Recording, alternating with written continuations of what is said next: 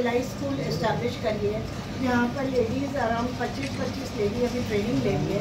Once वो लोग training ले लेंगी 6 महीना की, उसके बाद में हम लोग उनको मशीन अवेलेबल करवाएंगे सो दैट वो लोग अपना उसका खर्चा निकाल पाएंगे। तो दिस इज वन थोड़ा सा इकोनॉमिक लाइवलीहुड एंड सुंदरबन जैसी जगह में तो बहुत ही ज़्यादा আপনারা বেশি কাজ সুন্দরবনে একাই করেন? বেশি কাজ সুন্দরবনে এলাকায় করেন? ওনলি সুন্দরবন করলে তো আমার মুশকিল হয়ে যাবে। আমার তো 140 অতগুলো मतलब আমার নিজে ক্লাবে 4 জায়গায় আছে, আমতাতে আছে, চাকদাতে আছে, তারপর সুন্দরবনে আছে, বিরাটিতে আছে। সবাই তো বলছে আমরা এখানে করব, তাহলে শুধু সুন্দরবন নেই তো। হ্যাঁ, আমরা সুন্দরবনে আঁচল নিয়ে আমরা লাস্ট করেছি বোধখালি। we have done 2 camps and again we are going to take it. Then we will be taking to the interior of Sundarban and Goshaba. এখানে আমরা রিচ করব। এই প্রজেক্টটা জায়গাগুলো আপনি চুজ করেন কি করে? কোথায় কি করবেন চুজিং কিভাবে কি আপনারা বাছাই করেন? ভিলেজ পার্টনারে করেন। অ্যাকচুয়ালি আমাদের কি আছে, যেমন রোটারি ক্লাবে রোটারিতে একটা কালচার আছে, আরসিসি রোটারি কমিউনিটি সেন্টার। ওগুলো কি আছে, রোটারি কমিউনিটি সেন্টারকে আমরা গ্রামে গ্রামে কিছু সাভারছে তাদের সঙ্গে পার্টনারশিপ করে, তারা লোকাল এনজিও, তাদের সঙ্গে আমরা যুক্ত আছি। তাদের আমরা বিভিন্ন তাদের প্রজেক্টে আমরা সাহায্য করি, আর ওরা আমাদের ওই জায়গাগুলোতে অর্গানাইজ করে, পাবলিসিটি করে, যেমন পাবলিসিটি করবো। তারপরে আমরা প্রায় রবিবারে সানডেতে আমাদের 4 জন আমাদের গাইডিং ডাক্তার আমাদের ভিতরে আছে, প্লাস আমরা আরও কিছু ডক্টরসকে উইথ কাটছি আর ডক্টর শক্তির Chakraborty See your patient elect next year only patient comes. हाँ, and Dr. Aruna Katia, she our charter patient, founder patient.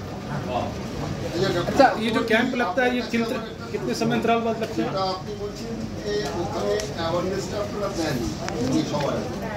তো ভারতবর্ষের যা স্ট্যাটিস্টিক্স আছে তাতে দেখা যাচ্ছে নিয়ার অ্যাবাউট 61% মেয়েদের শহর হোক বা গ্রাম অ্যানিমিয়ার ভুগছে। তার অন্যতম কারণ আপনি যেটা বললেন যে শারীরিক যে কারণ সেটা তো রয়েছেই, সবচেয়ে বড় কারণ যেটা হচ্ছে নিউট্রিশনের অভাব। আচ্ছা, এবার এই নিউট্রিশনের অভাবটা কেন? আপনি যেটা বলবেন যে ছেলেদের খাইয়ে মেয়েরা নিজেদের খাবারটাকে প্রয়োজনীয় মনে করে না। এই যে একটা ট্র্যাডিশনাল অভ্যেস থেকে গেছে, আপনারা যখন অ্যাওয়ারনেসটা দেন তখন কি বলেন তোমরা আগে খেয়ে নেবে? না, আমরা এইটুকু বলি যে যারা সবাইকেই আসতে বলি, ফ্যামিলির হাজবেন্ড বা অন্য শ্বশুর শাশুড়ি সবাইকে ইনভাইট করি, তাদেরকে বুঝতে দিই যে একসাথে বসে খেও। যে আমরা চলে গেলাম এই তুমি কিন্তু খেয়ে নিও, এটা করলে হবে না। একসাথে বসে তুমি কি খাচ্ছ দেখি, আমরা একসাথে খেয়ে নেবো। যদি বলে যে না ও তো অফিস যাচ্ছে, অফিস যাক না, একসাথে তুমি খাও, তুমি টিফিন পরে তোমার খিদে পেলে তুমি খেও, এসো বসে।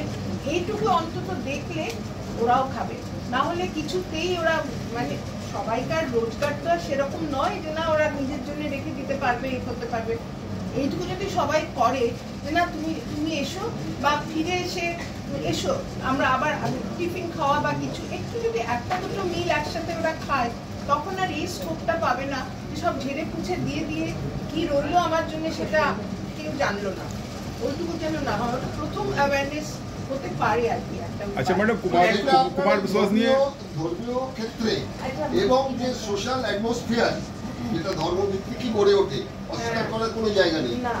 সেই জায়গায় কিন্তু মেয়েদের সেকেন্ড ক্লাস সিটিজেন হিসেবে সেটা এস্টাবলিশ করা আছে, সে যে ধর্মই হোক না।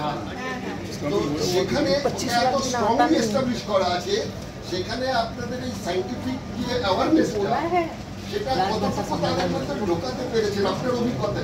না, সেটা অনেকটা তারা বুঝতে শিখেছে, বিশেষ করে যারা হাজবেন্ডরা যদি উপস্থিত থাকেন, কারণ তাদের ফ্যামিলি ক্ষতি হচ্ছে। তাদের যদি স্ত্রী